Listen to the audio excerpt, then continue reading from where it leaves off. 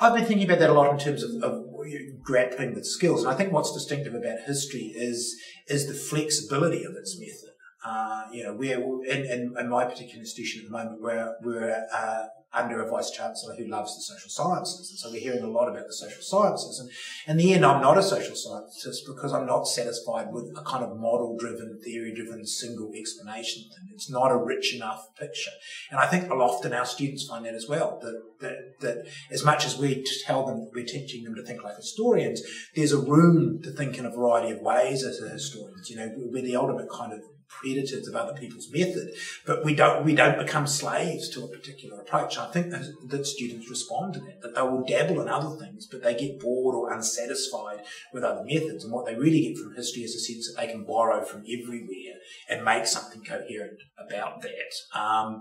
And I think they also get a sense that everything is a legitimate topic for history in a way that I don't think they get from other disciplines. And we're certainly, as I think a lot of Australian and American departments are, departments of cultural historians nowadays, which again is another kind of vulture discipline. You're bringing everything in, and everything is a legitimate subject. And as much as there's a lot of public rhetoric in Australia against postmodernism, which is often a code for studying things that, your kids studying things that you didn't study. I think our students actually respond to that. And they're more sophisticated about that than our critics give them credit. If they want to, as one of my students did, write a thesis about Buffy the Vampire Slayer, they're going to ask interesting questions about that. They're going to learn something about the culture from doing that as historians that they wouldn't in other kinds of settings.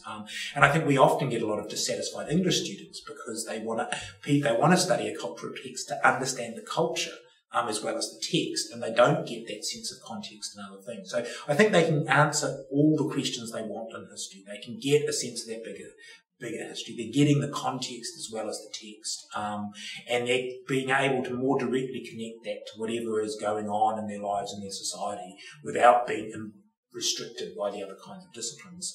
So there's almost perversely a freedom to do whatever you want, which I think is one of our biggest problems when we have to articulate what history is to other people. It's whatever really you want it to be, which is not what somebody who wants you to own a particular method or discipline wants it to be. And you have to go beyond that. It's about thinking about things in context and holding on to a bigger picture. And I think particularly the social sciences, which is what a lot of our students are trying to be doing, don't give them the bigger picture, limit the way they think, limit what they can look at, limit the questions they can ask, and we don't. And I think that sense of being able to really do whatever it takes to explore what you want to do is what people like about history.